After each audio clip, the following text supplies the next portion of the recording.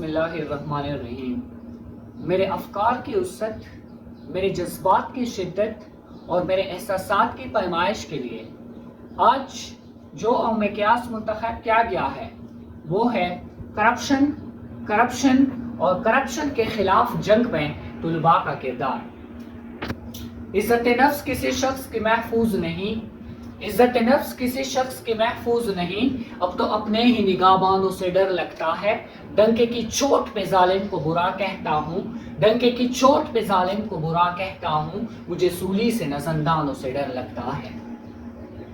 سامعین کرام، جب ہندوں اور انگریزوں کی تمام تر مکاریوں، عیاریوں اور سازشوں کے باوجود قائد اور اقبال کے خوابوں کی تعبیر پاکستان ایک آزاد اسلامی مملکت کے طور پر دنیا کے نقشے پر ابھر آیا تو وہ ڈیروں، جاگیرداروں، ٹیکس چور سرمایہ داروں، خود غرض سیاست دانوں، مذہب کے ٹھیکیداروں اور ظالموں نے اس وطن عزیز کی جڑوں کو کوکلا کرنا شروع کر دیا۔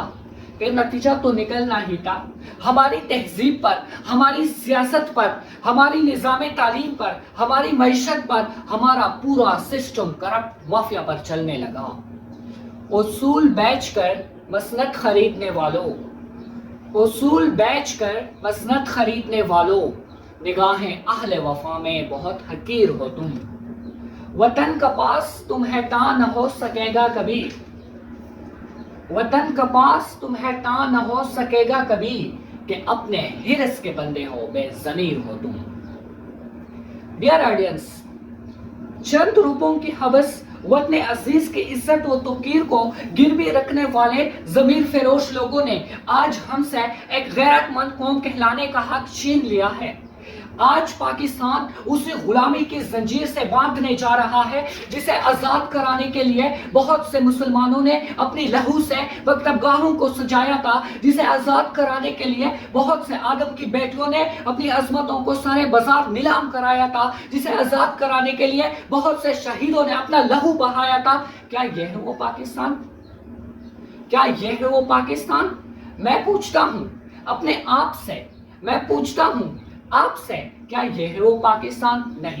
نہیں۔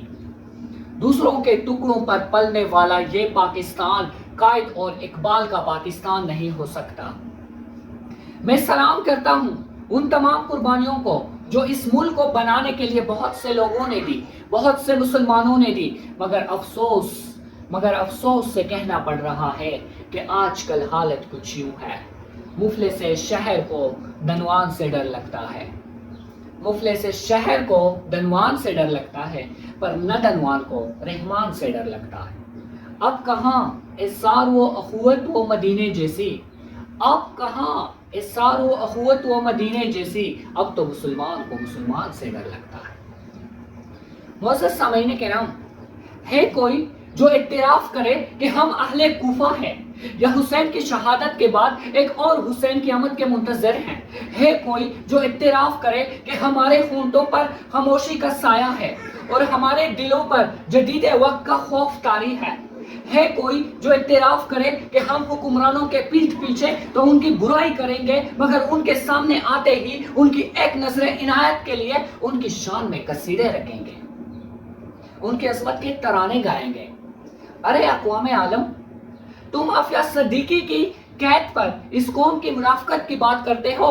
دام لگاؤ، دام لگاؤ، دام لگا کر دیکھو، ہم تو ایوانوں میں لگی قائد کی تصویر تک بیچنے کو تیار ہے۔ تم اس وطن کے ٹکڑے ٹکڑے کی بات کرتے ہو، کیا تم نہیں جانتے کہ خاموشی کے گہرے سکوت میں ڈوبی ہے بے حس قوم ان تمام برائیوں اور بدعنوانیوں کی چکتی میں پیستی آئی ہے اور پیستی رہے گی؟ ہمارے منصف کا سر ہمارے ہی کنگریزوں پر بولتا ہے کہ سننے والوں یہاں مت آنا، یہ کربلا ہے، یہ کربلا ہے۔ اور میں اعتراف کرتا ہوں کہ ہم اہل کوفہ ہیں جو حسین کی شہادت کے بعد منتظر ہیں کسی اور حسین کے آمد کی۔ تے تو اباؤ تمہارے مگر تم کیا ہو، تے تو اباؤ تمہارے مگر تم کیا ہو، ہاتھ پہ ہاتھ درے منتظر فارداں ہوں۔ سامعین کرام، آج جو خاموشی ہمارے ہونٹوں پر رقص کر رہی ہے، در حقیقت وہ خاموشی نہیں، ایک پیام ہے ہماری غیرت کا، حمایت کا، احساس اور اتفاق کی موت کا پیام۔ یہ پیام ہے ہمیں احساس دلانے کا کہ اگر ہم خاموشی سے سب کچھ برداشت کرتے رہیں گے تو عنقریب ہماری دستان تک نہ ہوگی داستانوں میں۔ یہ پیام ہے ہمیں بتلانے کا کہ اگر ہم وطن عزیز کی عزت کا سودا کرنے والوں کو مسند اقتدار پر بٹھاتے رہیں گے تو عنقریب ہماری رگوں میں آزادی کا خون دوڑنا بند ہو جائے گا۔ یہ پیام ہے ہمیں بتلانے کا کہ اگر ہم قائد کی تصویر کے سامنے بیٹھے کسی بھی صاحب اقتدار کو ایمان، اتحاد اور تنظیم کی دشا بکھیرتے ہوئے دیکھتے رہیں گے تو عنقریب ہمیں قصے مزی بنا کر تاریخ کے اوراق سے ہمیشہ کے لیے مٹا دیا جائے گا۔ یہ پیام ہے ہمیں بتلانے کا کہ اگر ہم اقبال کے دیس میں ان کے شاہینوں کو پہاڑوں کی چٹانوں پر بسیرا کرنے کے بجائے وائٹ ہاؤس کی دہلیز پر کچکول تامے دیکھتے رہیں گے تو عنقریب ہماری غیرت مند لوگوں کے اسلامی جمہوریہ پاکستان میں نہ غیرت ہوگی، نہ اسلام ہوگا، نہ جمہوریت ہوگی اور نہ پاکستان ہوگا۔ کہاں ہے ارض و سما کے مالک کہ چاہتوں کی رگے کریدے، ہوش کی سرخی روح بشر کا حسین غازہ بنی ہوئی ہے۔ کوئی مسیحا ادھر بھی دیکھے، کوئی تو چارہ گری کو اترے، افق کا چہرہ لہو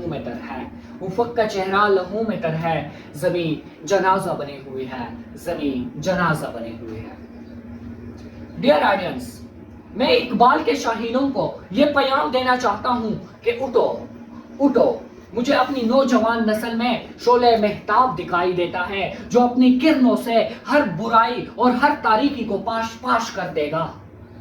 اقبال کے شاہینوں کو یہ پیام دینا چاہتا ہوں کہ اٹھو، یہ سب رکاوٹیں زندہ قوم کی پیروں کی زنجیر نہیں بن سکتی۔ میں پیام دینا چاہتا ہوں کہ ہم جاوید بن حیان ہے، خالد بن ولید ہے، ہم طارق بن زیاد ہے، ہم محمد بن قاسم ہے، ہم ٹیپو سلطان ہے، ہم محمود غزنوی ہے، ہم صلاح الدین ایوبی ہے، ہم ابن خلدون ہے، ہم سوس بنے تو بلے شاہ، ہم ساز بنے تو وارث شاہ، ہم عقل بنے تو شاہ لطیف۔ یا رب مجھے عطا کر خالد کی زندگانی، محمود کی دلیری، قاسم کی نوجوانی۔ اپنی تقریر کو ان الفاظ کے ساتھ سمیٹنا چاہوں گا کہ سر اٹھے صحیح تو ظلم کے سامنے کبھی ظالم کا وقت حساب آئے گا۔ غریبوں کے دربار میں ہاتھ جوڑے ہوئے ہر نواب آئے گا، انقلاب آئے گا۔